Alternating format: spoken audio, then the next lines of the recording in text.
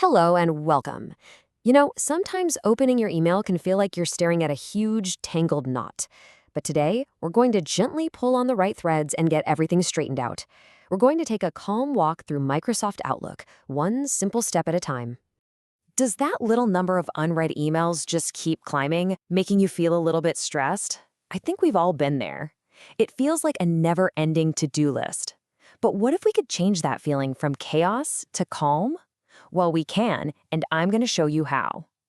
We're not going to try and learn everything all at once. That's just not how it works.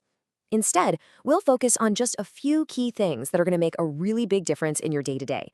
And I promise, by the time we're done, you're going to feel so much more in control. So, are you ready? Let's begin.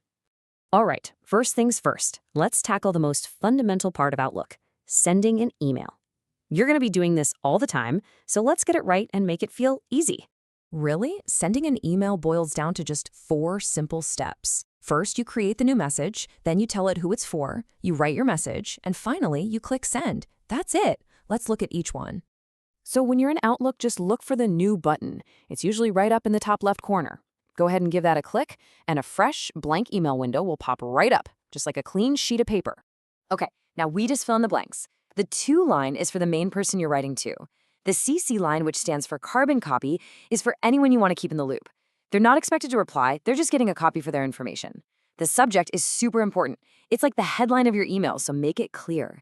And then that big empty space, that's where you type out your actual message. And there you have it. You know how to send an email. It's really that simple.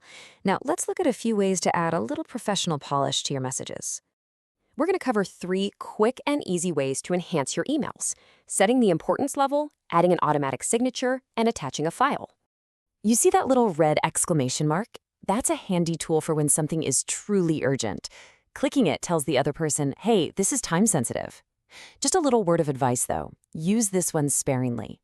If everything is high importance, then nothing is. Save it for real deadlines. Now, are you tired of typing out your name, your title, and your phone number every single time? Of course you are. That's where a signature comes in. You set it up just once, and Outlook will automatically add it to the end of every email for you. It's a small thing that makes a big professional difference. And what if you need to send a document, like a report or a photo? Easy. Just look for the little paperclip icon. When you click that, you can browse your computer and pick any file you want to include with your message. A couple of clicks, and you're all set. Okay, you're sending great emails. Now let's talk about organizing the people you're sending them to. This is like creating your own digital address book, and trust me, it's going to save you so much time later on. So what is a contact in Outlook? You can think of it as a digital index card. It's one single place where you can keep a person's email, phone number, address, all their key information, all neatly organized. And adding someone is incredibly simple. You just click New Contact and start filling in their information. Taking a minute to do this now means you won't be searching for their email address later. It's a great habit to get into. Let's just pause here for a second. Take a nice, calm breath. Now think about your work. Who are the 3 people you email the most often? Got them? Great. Those 3 people are the perfect first contacts to add to your address book. See? You're already making progress. All right, we've covered emails and contacts. Are you ready to become the master of your own schedule? Let's dive into the calendar feature. This is where you really take control of your day. Now in the calendar, you'll see 2 main options, appointments and meetings. And the difference is really simple. An appointment is just for you. It's you blocking out your own time. A meeting is when you want to invite other people to join you. So let's say you need an hour of uninterrupted time to finish a report. You'd create an appointment. Just give it a subject, like work on report, set the time, and that's it. You've now protected that time in your schedule. And here's a great feature. If you have something that happens regularly, like a weekly team check-in, you don't have to create it every single week.